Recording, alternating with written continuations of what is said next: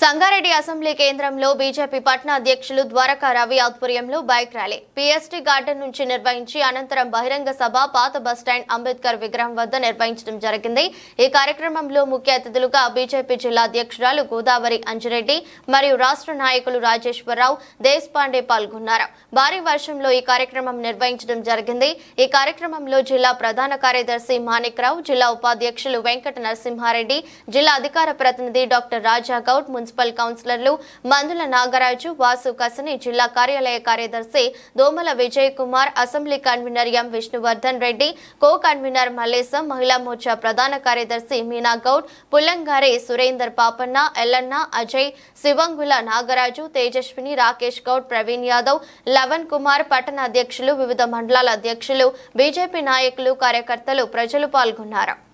కార్యక్రమానికి విచ్చేసిన మన జిల్లా అధ్యక్షురాలు గోదావరి అంజిరెడ్డి గారికి మరియు ముఖ్య అతిథి రాజేశ్వరరావు దేశపాండే గారు, మా పట్టణాధ్యక్షుడు ద్వారకారావు గారు మరియు జిల్లా నాయకులు, ఈరోజు భారతీయ జనతా పార్టీ ఈ యొక్క సంగారెడ్డి జిల్లా సంగారెడ్డి అసెంబ్లీలో కాంగ్రెస్ చేస్తున్నటువంటి మోసాలను ప్రజలకు తెలియజేసే క్రమంలో ఏర్పాటు చేస్తున్నటువంటి ఈ సభకు మరి ఇంత పెద్ద ఎత్తున మహిళలు, సోదరులు, సోదరీమణులు, భారతీయ జనతా పార్టీ అభిమానులు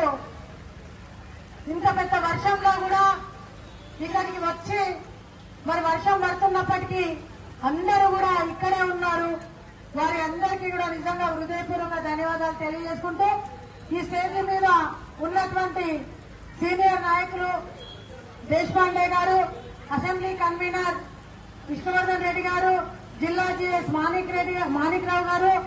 అదేవిధంగా టౌన్ అధ్యక్షులు ద్వారకారావు గారు, ముత్తిరెడ్డి గారు, సురేందర్ గారు, వాసు గారు, అదేవిధంగా డాక్టర్ రాజు గౌడ్ గారు, యువమోర్చా అధ్యక్షులు ప్రవీణ్ గారు, మందుల నాగరాజ్ గారు, మండల అధ్యక్షులు, వివిధ మండల అధ్యక్షులు, మున్సిపల్ అధ్యక్షులు, కో కన్వీనర్ మల్లేశం గారు, మహిళా మోర్చా అధ్యక్షురాలు అందరికీ కూడా హృదయపూర్వక నమస్కారాలు తెలియజేసుకుంటూ బీజేవైఎం అధ్యక్షులు అందరికీ కూడా నా యొక్క హృదయపూర్వక నమస్కారాలు తెలియజేసుకుంటూ మరి ఈరోజు తెలంగాణ రాష్ట్రంలో కాంగ్రెస్ పార్టీ అధికారంలోకి వచ్చి ఎల్లుండికి సంవత్సరం 7వ తారీఖు వస్తే సంవత్సరం। ఈ సంవత్సర కాలంలో వారు చేసిందేమీ లేరు,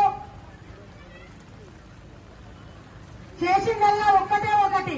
తెలంగాణ రాష్ట్ర ప్రజలను ముఖ్యంగా మహిళలను మోసం చేసిందని చెప్పి సందర్భంగా తెలియజేస్తా ఉంది। కానీ ఆ మోసాన్ని కప్పిపుచ్చుకోవడం కోసం మరి నిన్న మొన్నటి నుంచి కాంగ్రెస్ వాళ్ళు రైతు పండుగ అని చెప్పి వేదికలు పెట్టి పండుగలు చేసుకుంటున్నారు।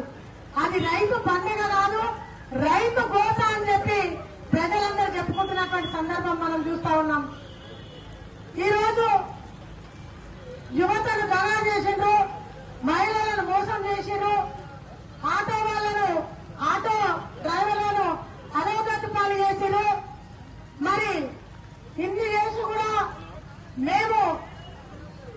స్వచ్ఛమైనటువంటి పరిపాలన అందిస్తున్నామని చెప్పుకుంటారంటే